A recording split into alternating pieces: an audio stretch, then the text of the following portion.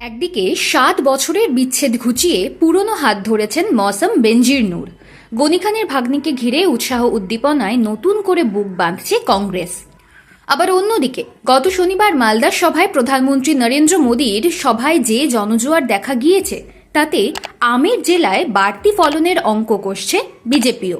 এই দুয়ের মাঝেই প্রশ্ন জাগছে, ২৬-এর নির্বাচনে কি মালদার বুকে ২১-এর সাফল্য ধরে রাখতে পারবে তৃণমূল, নাকি তারা করবে ২৪-এর লোকসভা নির্বাচনে সবকটি বিধানসভা আসনে পিছিয়ে থাকার ব্যর্থতাই। মালদা জেলায় মোট ১২টি বিধানসভা আসন ইংরেজবাজার, মানিকচক, মোথাবাড়ি, সুজাপুর, মালতীপুর, হবিবপুর, হরিশ্চন্দ্রপুর, বৈষ্ণবনগর, রতুয়া, চাঁচল, গাজল ও মালদা। ২০২১-এর পরিবর্তনের বছরে এই জেলায় একটি মাত্র আসনে জয়লাভ করেছিল তৃণমূল কংগ্রেস। মানিকচক আসন থেকে জিতেছিলেন তৃণমূলের সাবিত্রী মিত্র। বাকি ১১টি আসনের মধ্যে ৩টি আসন পেয়েছিল বামফ্রন্ট। অবশিষ্ট ৮টি বিধানসভা আসন জমা পড়েছিল কংগ্রেসের খাতায়। তবে সেবারের নির্বাচনে কংগ্রেসের সঙ্গে জোট করে ময়দানে নেমেছিল তৃণমূল। ৫ বছর পর ২০১৬ বিধানসভা নির্বাচনে যেবার প্রথম পরস্পরের হাত ধরে বামফ্রন্ট ও কংগ্রেস, সেবার জেলার ১২টি আসনের মধ্যে একটিও জোটেনি তৃণমূলের ভাগ্যে।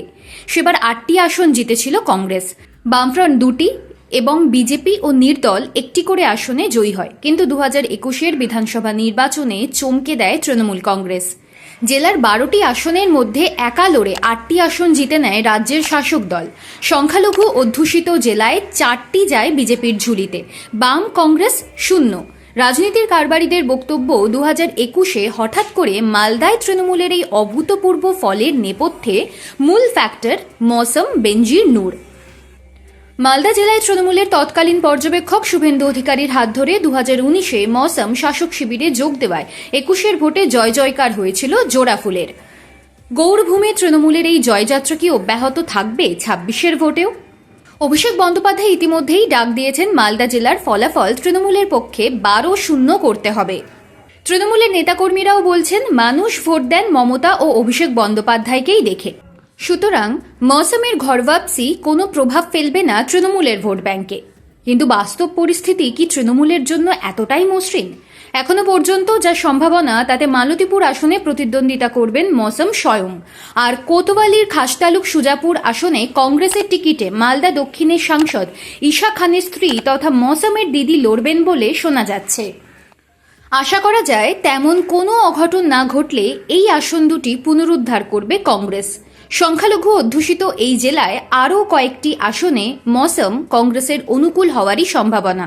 উল্টো দিকে বর্তমানে বিজেপির দখলে আছে ইংরেজবাজার, মালদা, হবিবপুর ও গাজল আসন।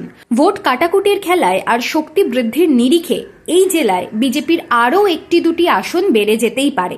তার উপর আবারও শাসকের হারহিম করে সংখ্যালঘু ভোট ব্যাংকে থাবা বসাতে হাজির হয়েছে আসাউদ্দিন ওয়েসির মিম। যা জানা যাচ্ছে তাতে মালদার সবকটি আসনেই প্রার্থী দেবে মিম, যার মধ্যে 7টি আসনে বিশেষ নজর রয়েছে তাদের। অতএব যা দেখা যাচ্ছে তাতে কংগ্রেস বিজেপির মূল লড়াইয়ে এবার মালদার বুকে বিগ্রতে পারে তৃণমূলের মৌসম।